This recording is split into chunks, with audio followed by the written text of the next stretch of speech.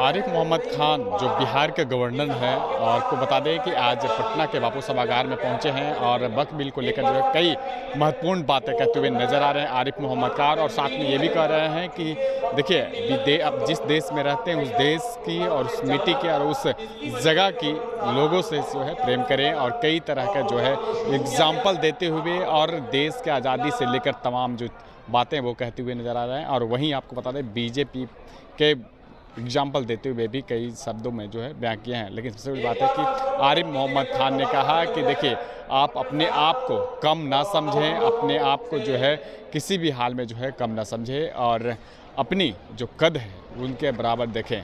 क्या कुछ कह रहे हैं आरिफ मोहम्मद खान जो बिहार के राज्यपाल हैं, पहले उनकी बयानों को सुने। ध्यान रखिएगा, राई जोरे खुदी से पर्वत, पर्वत ज़ोफ़े खुदी से राई। सरसों का दाना भी अगर ये ठान ले कि मैं पर्वत हूं तो वो सरसों का दाना नहीं रहता, और पर्वत अगर ये मान ले कि मैं ताकतवर नहीं हूं तो वो सरसों का दाना बन जाता है।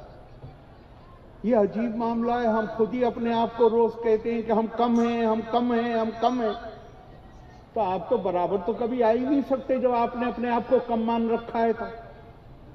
और ये मुस्लिम क़यादत जो है बदकिस्मती से ये रोजाना यही सिखाती है आपको। और ये क़यादत कौन है? मैं आपसे कहता हूं समाज में तब्दीली कैसे आती है। अगर तालीम के जरिए, अपनी अहलियत के जरिए मैं ऊपर नहीं जा सकता तो समाज में तब्दीली कैसे आएगी? जरा किसी मुस्लिम इदारे पर नजर डालिए,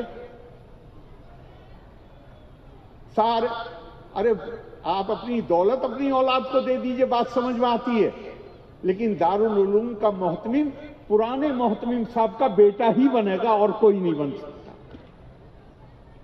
तो फिर आप में से तो किसी को चांस मिलने वाला नहीं मोहतमिम बनने का। अमीर शरीयत वही बनेगा जो उनके खानदान से हो। तो आप तो यही पसमानदा ही रहेंगे ना। फिर सारा सिस्टम मौरूसी है, सियासत भी मौरूसी, इल्म भी मौरूसी, हर चीज मौरूसी है। अरे भाई, इल्म तो दुनिया का कोई तरीका नहीं। आपके पास दौलत हो, आप एक कलम की एक दस्तखत करके अपनी दौलत जिसको चाहे दे दीजिए।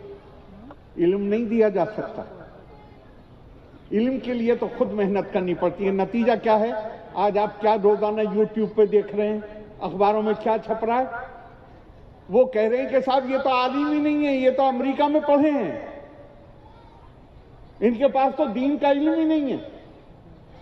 लेकिन चूंकि अमारत भी खानदान में महफूज है, इल्म भी खानदान में महफूज है, सियासत भी खानदान में महफूज है, तो फिर बने रहिए, जो आप हैं वो आप बने रहेंगे और उठाए रहिए उनका झंडा। फिर रोना मत रोइए। अरे अगर तुम दीन के नाम पर क़यादत की बात करते हो तो तुम्हें याद नहीं है कि बदर के बाद हुजूर सल्लल्लाहु अलैहि वसल्लम के बाल बनाने वाला नाई हिजरत करके मदीने पहुंचता है। किसी किताब में पढ़ लीजिए, चाहे इब्ने इसाक में पढ़ लीजिए, चाहे इब्ने हिशाम में पढ़ लीजिए, हुजूर सल्लल्लाहु अलैहि वसल्लम तकरीर करते वक्त उनकी नजर उस नाई पे पड़ती है। उससे कहते हैं खड़े हो जाओ।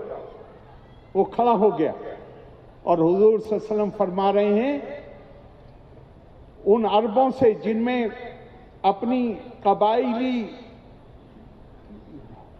बड़ेपन का बहुत एहसास है कि हम सुपीरियर हैं, उनसे कहते हैं उस नाई की तरफ उंगली करके उसका नाम लेके हुजूर सल्लल्लाहु अलैहि वसल्लम फरमाते हैं, इसे देख लो, इसका ये नाम है। ये निहायत शरीफ आदमी है। ये मक्के में बाल बनाने का काम करता था और अब ये मेरी मोहब्बत में यहां आ गया। इसके यहां अपनी बेटी दो और इसकी बेटी अपने यहां लो। ذرا یہ آج دین کے نام پہ قیادت کرنے والے کوئی ایک مثال پیش کر سکتے ہیں؟ اور یہ دین کے نام پر قیادت کر رہے ہیں۔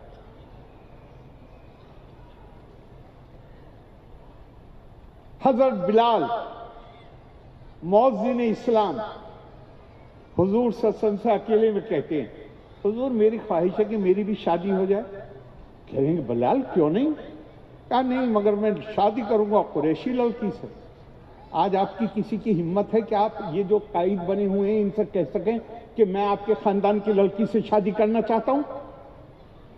قریش تو حضور کا خاندان ہے اور یہ افریقن ہے، سیاہ فام رنگ ہے ان کا کالا، اور حضور صلی اللہ علیہ وسلم سے اکیلے میں کہہ رہے ہیں حضور میری خواہش ہے میری بھی شادی ہو جائے۔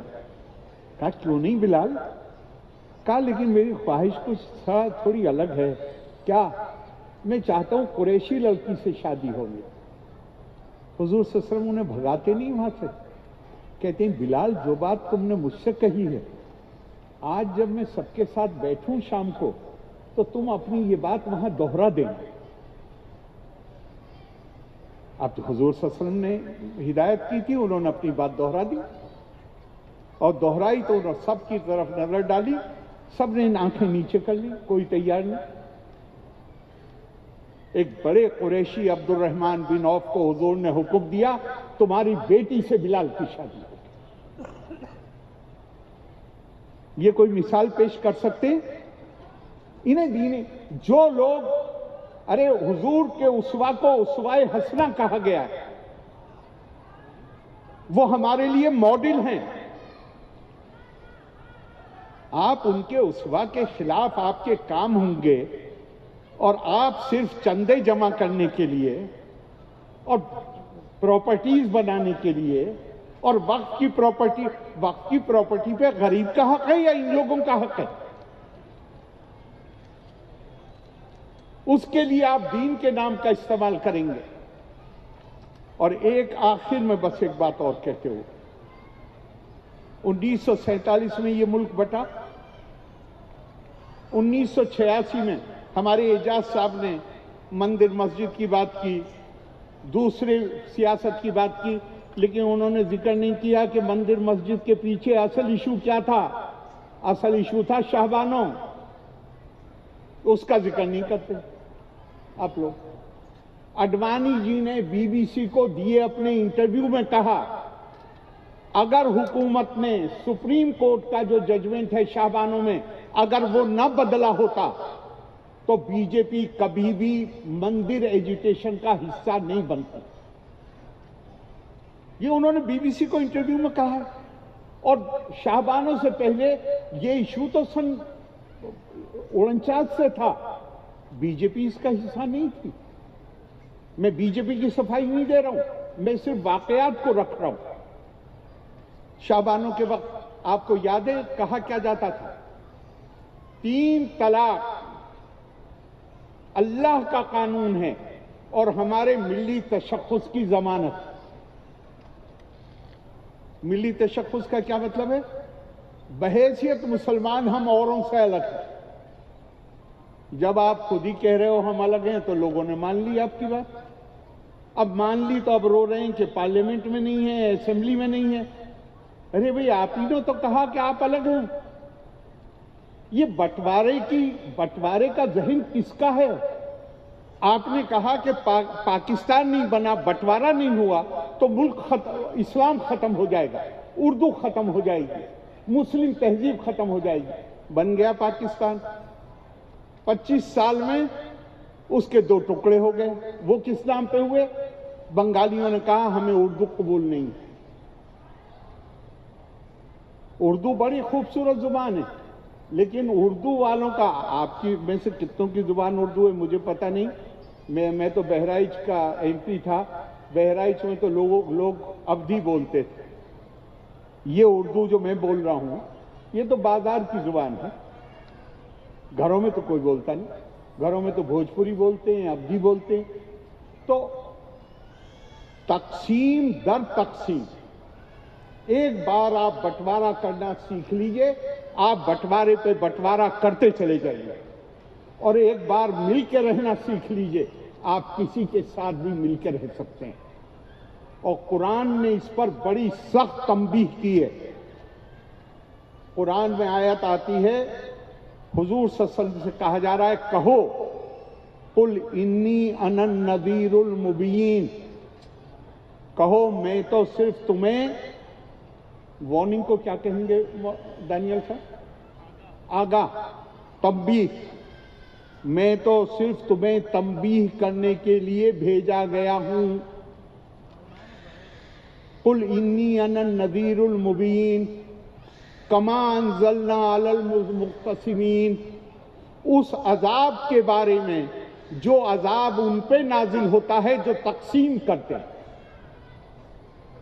ये कुरान कह रहा है।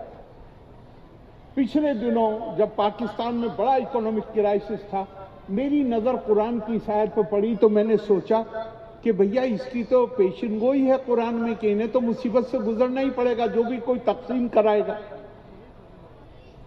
ये तकसीमी जहन को खत्म करने की जरूरत है।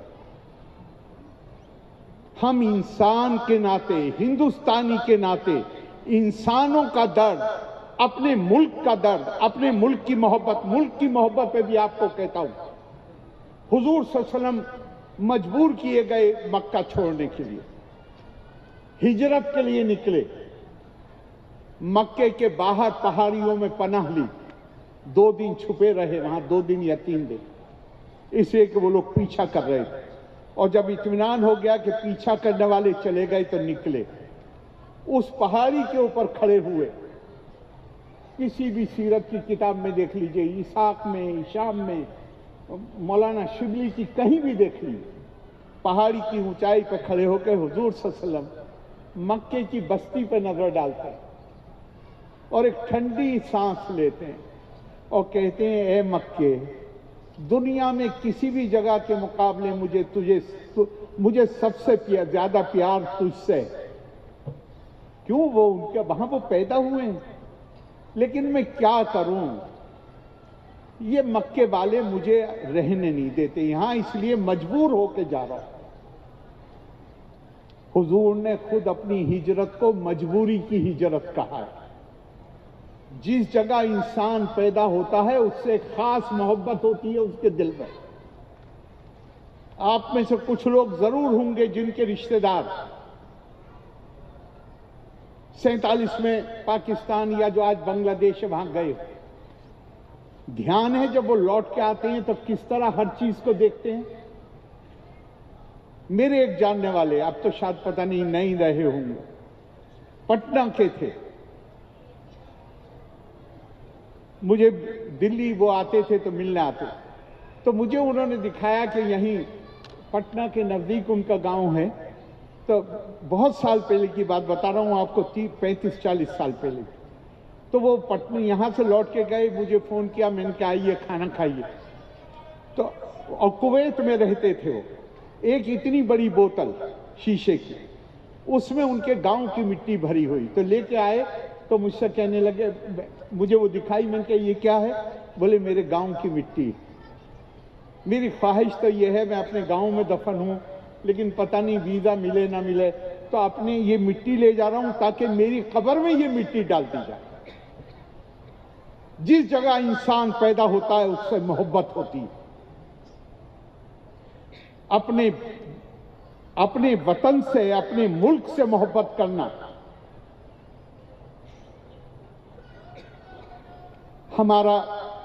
हमारा फरीजा, और उससे भी ज्यादा अपने लोगों की खिदमत करना।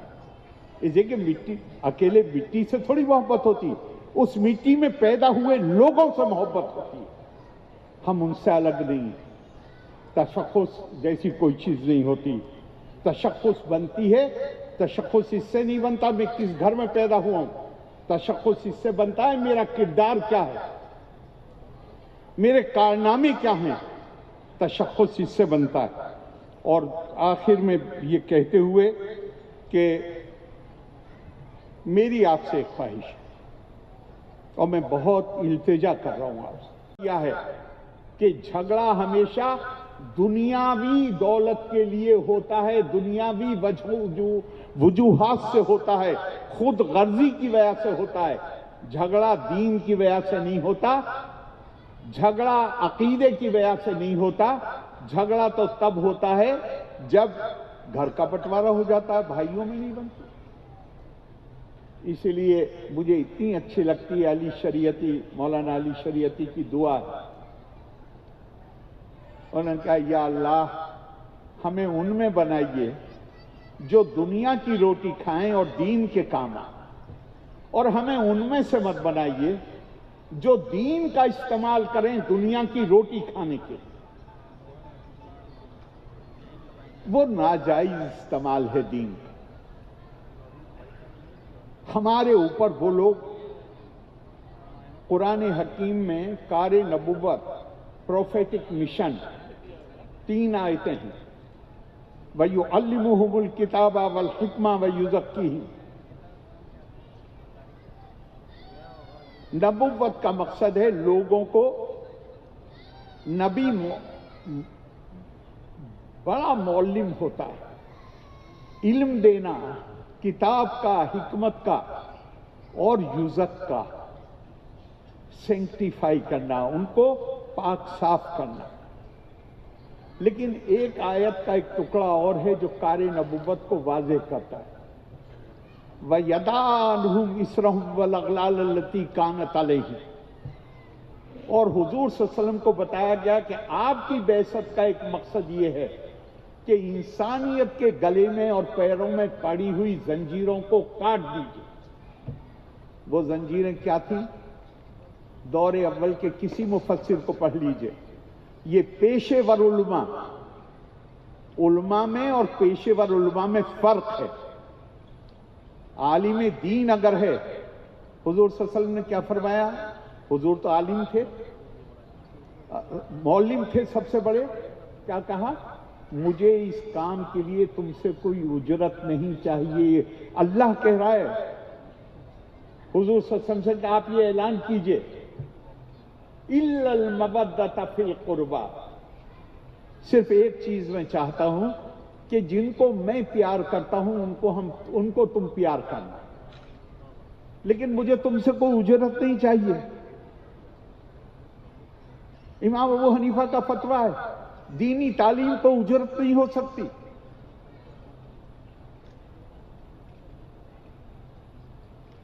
आज वो लोग जो अभी हुजूर सल्लल्लाहु अलैहि वसल्लम कोई उजरत नहीं लेते, और जो लोग उनके नायब होने का दावा करते हैं वो हर महीने चंदे के पैसे से तनख्वाह लेते हैं।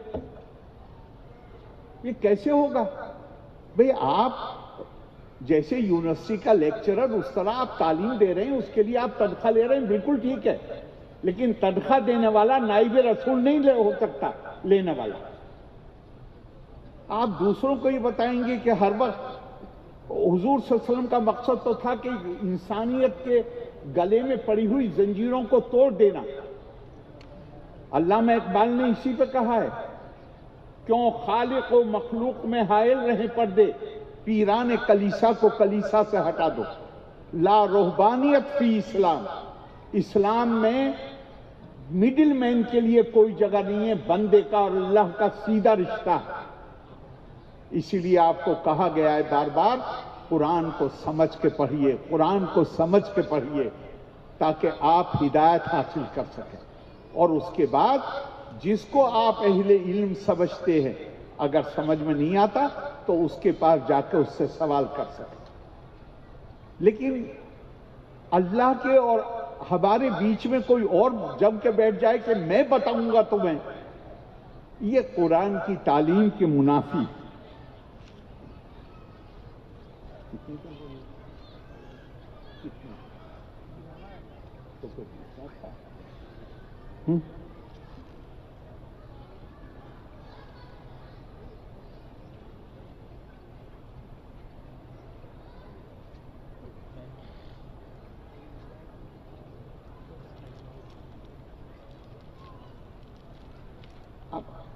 मैं एक दो बात आपसे और कहना चाहता हूँ, मजीद आपकी खामसराई नहीं करूँगा बहुत देर, लेकिन अपनी एटीट्यूड, हमें ये अपने से सवाल करने की ज़रूरत है कि हमारे एटीट्यूड, हमारा तर्ज अमल कितना कुरान की तालीमात से मुतासिर। एक आदमी है, मुझे गालियां देता है, मेरा उसके ऊपर कोई इख्तियार नहीं, वो आज़ाद है, ये जमहूरियत है ये मुल्क, लेकिन मैं क्या जवाब दूं इसके ऊपर तो मेरा इख्तियार है। हुजूर सल्लल्लाहु अलैहि वसल्लम के ऊपर एक बूढ़ी औरत कूड़ा फेंकती थी हर दिन, कपड़ों को झाड़ते हुए निकल जाते थे। एक दिन नहीं फेंका उसने कूड़ा, तो पूछा कि ये औरत कहां है जो रोज मेरे ऊपर कूड़ा फेंकती थी? लोगों ने कहा वो बीमार है कल से। उसकी खैरियत पूछने के लिए उसके पास गए। मुझे कोई, लोगों को ये मालूम है कि हम अगर एक ऐसी गैर जिम्मेदारी की बात कह दें तो ये अपने ही घर में आग लगा लेंगे, वो कह देते हैं और हम निकल के सड़क पर आ जाते हैं। भाई, सूरज को अगर कोई गाली देगा तो सूरज की सेहत पर कोई असर पड़ने वाला है क्या? वो आदमी चाहता है मशहूर होना, इसलिए वो ऐसी बात कह रहा है जो आपको तकलीफ दे रही है और आप उसके गेम को पूरा कर रहे हैं। आप निकल के फौरन सड़क पर आ जाते हैं। कुरान हकीम में एक आयत है, ऐसा जबरदस्त कहा, या अय्युहल्लज़ीना आमनू अलैकुम अनफुसकुम, ऐ वो लोग जो ईमान लाए हो, अपनी फिक्र करो। ला यदुर्रुकुम मन दल्ला इज़ा इह्तदैतुम, और जान लो तुम खुद अगर सही रास्ते पे हो तो जो गलत रास्ते पे है वो तुम्हें नुकसान पहुंचा ही नहीं सकता।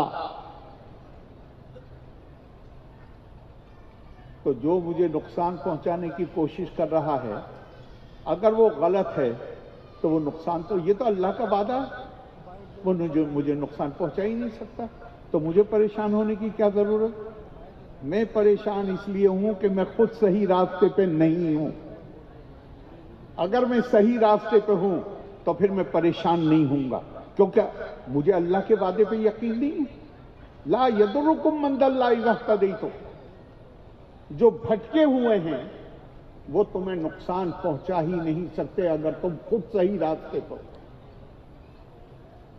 कुरान हमें बार बार दावत देता है तज़किया-ए नफ्स, अपने से सवाल पूछो, मांगने वाले मत बनो, देने वाले बनो।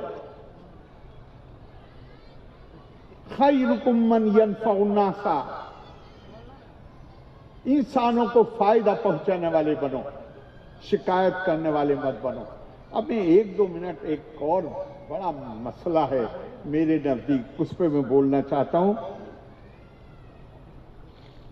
अक़लियत, माइनॉरिटी, अल्पसंख्यक।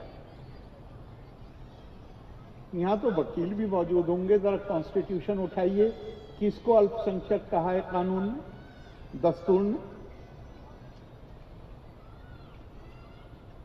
हमारे कॉन्स्टिट्यूशन में, हमारे दस्तूर में अल्पसंख्यक लफ्ज का इस्तेमाल हुआ, लेकिन कौन अल्पसंख्यक है ये नहीं बताया गया। फिर लफ्ज का इस्तेमाल क्यों हुआ है? इसलिए कि अंग्रेजों ने इस मुल्क में एक सिस्टम बनाया जहां वो आपके हुकूक इस बुनियाद पर तय नहीं करते थे कि आप इस मुल्क के नागरिक हैं, कहते थे आप किस कम्युनिटी से हैं। 1857 के बाद उन्होंने कहा कि ये एक रोटी है, रोटी इतनी ही बड़ी रहेगी, अगर तुम हमारी मनमर्जी का काम करोगे तो तुम्हें रोटी में बड़ा हिस्सा दे देंगे, अगर तुम करोगे तो तुम्हें बड़ा हिस्सा दे देंगे। मतलब ये था कि विभिन्न संप्रदायों के बीच में एक होड़ उन्होंने लगवा दी कि कौन अंग्रेज की मनमर्जी बात ज्यादा कहे और उसकी बात ज्यादा माने। रोटी इतनी बड़ी है, इसमें इतना तुम्हारा हिस्सा इतना है, दूसरे का हिस्सा इतना है, लेकिन अगर हमारी मनमर्जी काम करोगे तो तुम्हारे इतने को बढ़ा के इतना कर देंगे। 1949 में जो दस्तूर लागू हुआ बना और 50 में लागू हुआ, उसमें कहा गया कि कम्युनिटी नहीं है बिल्डिंग ब्लॉक। जैसे बिल्डिंग आप बनाते हैं, इमारत बनाते हैं, उसमें एक ईंट होती है। अंग्रेजों के जमाने में ईंट जो थी वो कम्युनिटी थी।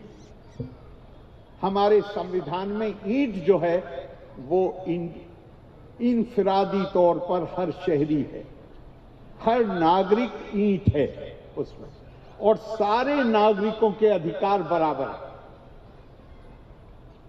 संविधान किसी किस्म के भेदभाव का निषेध करता है। तो फिर माइनॉरिटी कौन है भैया? माइनॉरिटी तो उस जमाने में थी जहां माइनॉरिटी मानिए थोड़ी देर के लिए, मैं और ज्यादा जिसे कहते हैं अंग्रेजी में ब्रूटली फ्रैंक होना चाहता। मानिए मुसलमान बादशाहों की हुकूमत, उन्होंने कहा कि मुस्लिम कानून लागू करेंगे। मुस्लिम कानून में मुस्लिम और गैर मुस्लिम बराबर नहीं हो सकते। मुस्लिम के हुकूक ज्यादा हैं और गैर मुस्लिम जिम्मी है। वहां पे बात समझ में आती है कि फर्क है अधिकारों में, धार्मिक आस्था के आधार। लेकिन हिंदुस्तान का मौजूदा संविधान वो किसी भी, चाहे आप अल्लाह के मानने वाले हैं चाहे नहीं, चाहे हिंदू हैं, मुसलमान हैं, सिख हैं, ईसाई हैं, आप कोई भी हैं, आप मानते हैं नहीं मानते हैं, आपके हुकूक बराबर है। जब हुकूक बराबर हैं तो माइनॉरिटी कौन हुआ? माइनॉरिटी अपने आप को कहने का मतलब है कि मैं ये मान रहा हूं कि मैं औरों से कम हूं। डेमोक्रेसी में भूले से भी विशेष अधिकार की मांग मत करिए। डेमोक्रेसी का मतलब है सबके बराबर के हुकूक। हिंदू समाज को श्रेय देना चाहिए कि उन्होंने कहा, महात्मा गांधी के जमाने से उन्होंने कहा कि हमने जुल्म किया है अपने गरीबों पर, अपने पिछड़ों पर, अपने कमजोरों पर, लिहाजा हम उसका प्रायश्चित करेंगे। और उसमें उन्होंने वो प्रावधान किया। हमें तो अपने आप से सवाल करना चाहिए कि ये गरीब और कमजोर जो दायरा इस्लाम में आए, ये दायरा इस्लाम में आने के बाद भी क्यों पिछड़े बने गए, और क्या कुछ बुनियादी सुधार की जरूरत है या नहीं? आपकी बात आपने जो कही है, मैं 100% प्राइम मिनिस्टर तक, गवर्नमेंट तक पहुंचा दूंगा, लेकिन ये मेरा मशवरा है जो मैंने आपको दिया। मैंने इतनी देर समा खराशी की इतनी देर बात की, आपने बहुत ही सब्र से मुझे सुना, मैं आपका बहुत बहुत शुक्रगुजार हूं और अपनी बेहतरीन ख्वाहिशात आपको देता हूं। लोका समस्ता सुखिनो भवन्तु। बहुत बहुत शुक्रिया। जय हिंद।